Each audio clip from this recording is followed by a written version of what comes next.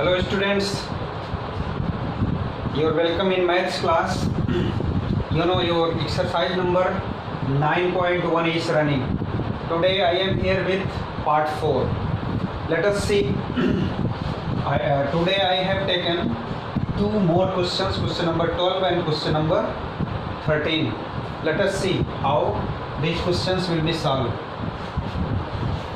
You are seeing in 12 days the earth picks up 1.8 into 10 raised to power 8 kg of dust from the atmosphere. In how many days will it pick up 7.2 multiply 10 raised to power 8 kg of dust? It means in 12 days earth picks up, पृथ्वी जो है वो 1.8 multiply 10 power 8 KG dust observe करती है atmosphere, from the atmosphere से.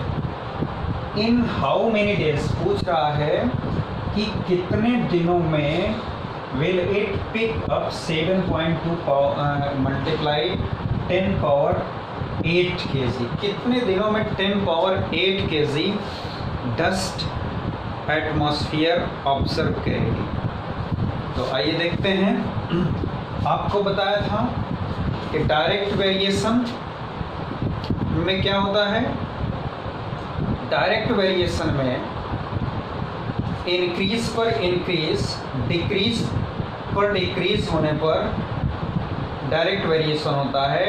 और arrow के through हमने क्वेश्चन को सॉल्व कराया था.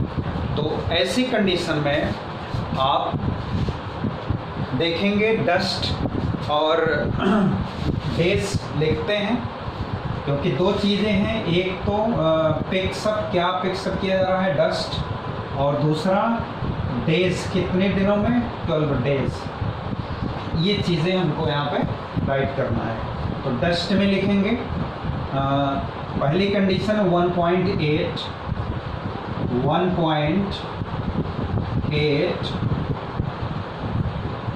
Multiply 10 power 8 kg dust earth जो है पिकअप करती है कितने दिनों में, 12 डेज में.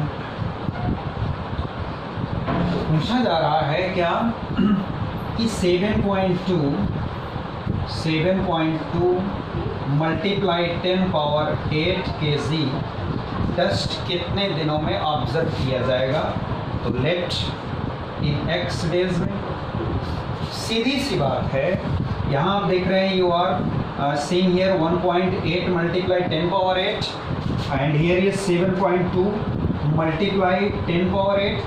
That means 10 power 8 here, 10 power 8 here. That means this will be cancelled and what will be remaining? This is 1.8, this is 7.2. कौन ज़्यादा है? 7.2 ज़्यादा है. 1.8 kg अगर डस्ट ऑब्जर्व करने में 12 डेज लगता है, 7.2 ऑब्जर्व करने में ज़्यादा दिन लगेगा. ज़्यादा दिन में ज़्यादा डस्ट ऑब्जर्व होगी और कम दिन में कम होगी. तो ज़्यादा में ज़्यादा, कम में कम, ये सीधा वेरिएशन है, इसलिए एरो आपकी सीधी लगेगी. इस एरो का मतलब सिर्फ इतना होता है कि जिधर ये एरो बना होगा वो आप ऊपर लिखेंगे, बस इतना ही इस एरो का मतलब है. तो आइए देखते हैं. ये हो जाएगा x/12, x/12 is equal to, अब एरो इधर है, 7.2 multiply 10 power 8 upon 1.8 multiply 10 power 8. 10 power 8 will be cancelled by 10 power 8 से कट जाएगा. बचा क्या, 7.2 अपॉन 1.8. 1 डिजिट पर दोनों में पॉइंट लगा हुआ है, पॉइंट को आप हटा सकते हैं. ये हो जाएगा 72 अपॉन 15 हो जाएगा. That means x upon 12 is equal to 72/18.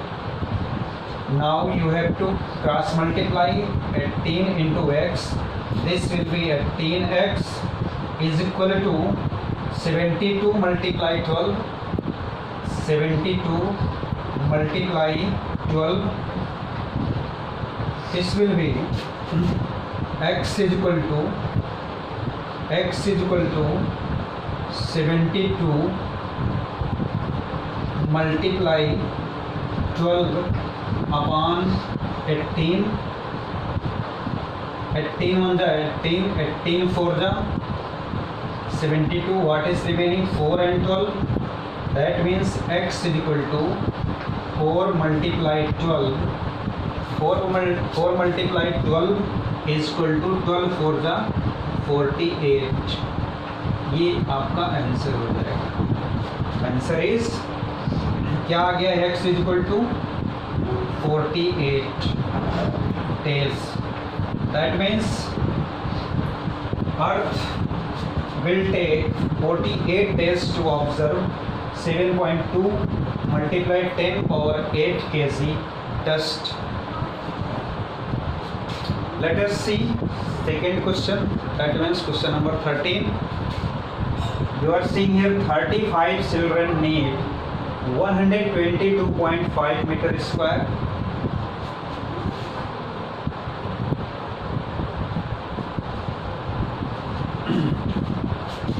Thirty-five children need 122.5 meter square of space for a dance performance. If the available space is 21 meter square, how many children can keep the performance? कितने लोग performance कर सकते हैं?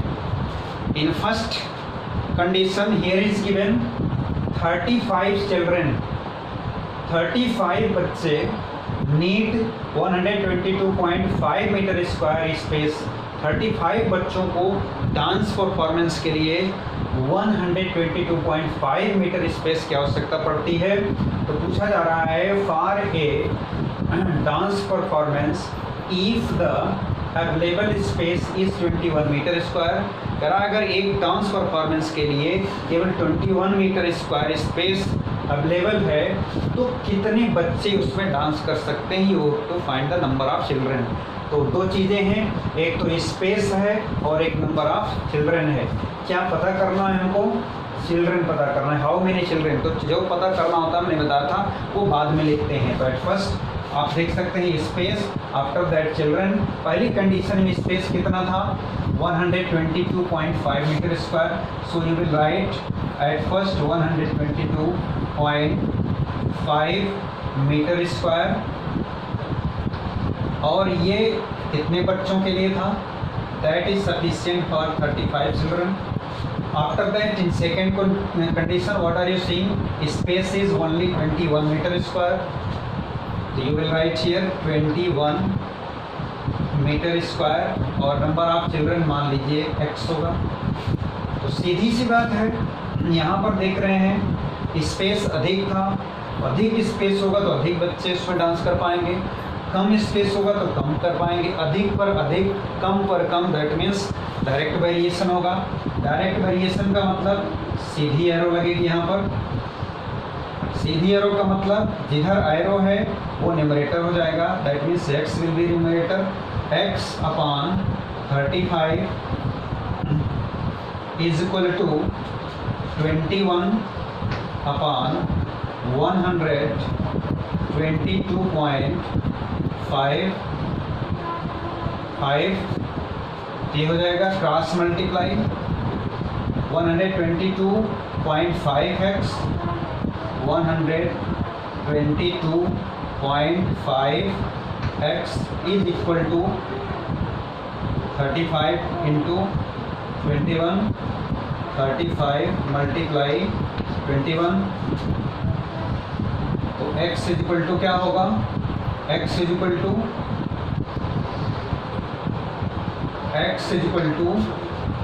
35 multiply 21 और यहाँ पर अपान 122.5 हो जाएगा.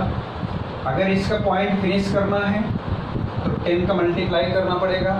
10 का मल्टीप्लाई करने पर इसका पॉइंट फिनिश हो जाएगा। अगर इसमें करना है तो ऊपर भी मल्टीप्लाई करना है, यहाँ पर 10 लिख दीजिए। और अब ये हो जाएगा 122.5 जो है, इसमें 10 का मल्टीप्लाई करेंगे, 122.5 मल्टीप्लाई 10 करेंगे तो ये हो जाएगा 1225 का आगे 0 1 डिजिट पर पॉइंट लग जाएंगे, ये हो जाएगा 1225 हो जाएगा। आपको ये कन्फ्यूज़न नहीं होना चाहिए कि यहाँ 10 कैसे आ गया। 10 से मल्टीप्लाई जब 122.5 में तक किया जाएगा नीचे, तो उतना ही ऊपर भी किया जाएगा। नीचे जब 10 का मल्टीप्लाई होता है तो 1225 हो जाएगा प्लेस ऑफ 122.5 के, और ऊपर 10 है ही, तो ये अपान हो जाएगा 1225। सिंप्लीफाई करिए, 5 2 10 होगा, 5 2 10 और 12 हो जाए 22, 5 4 22 और फिर 5 5 25। अब फिर 5 से करिए, ये होगा आपका 7 हो जाएगा, 5 7 जा, और 5 4 जा हो गया, और 5 9 जा हो जाएगा, फिर 7 1 जा हो जाएगा, 7 7 जा हो जाएगा, और फिर 7 3 जा, 7 1 जा 7, और ये 21 7 3 जा हो जाएगा। अब बचा फाइनली क्या, 3 बचा और 2 बचा, तो मल्टीप्लाई कर दीजिए,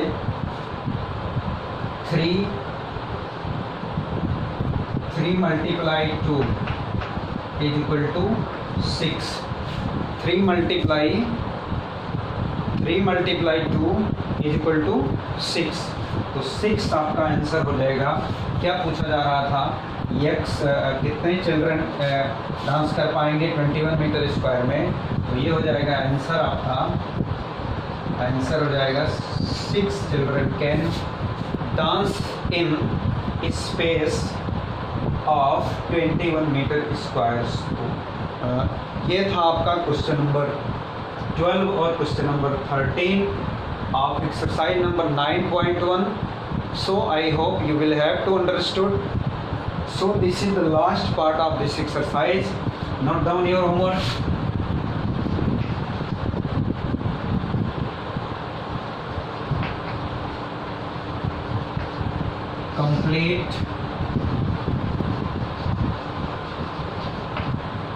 Complete exercise 9.1। अब ये एक्सरसाइज आपकी फिनिश हो गई है, एक दो क्वेश्चन छूटे हुए हैं, उसको आप कर लेंगे। Next day I will teach you exercise number 9.2। मैं उम्मीद करता हूँ कि उस एक्सरसाइज में, इसमें सभी में डायरेक्ट वेरिएशन था, उसमें इनडायरेक्ट इनवर्स वेरिएशन होगा, और हो सकता है कुछ क्वेश्चन डायरेक्ट वेरिएशन के भी हो। तो उसमें इनवर्स वाले में यहाँ जो सीधी एरो लगती है, वहाँ पर उल्टी एरो लगेगी, एक नीचे की एरो होगी, एक ऊपर की होगी। तो so that's all for today. जय हिंद, जय भारत।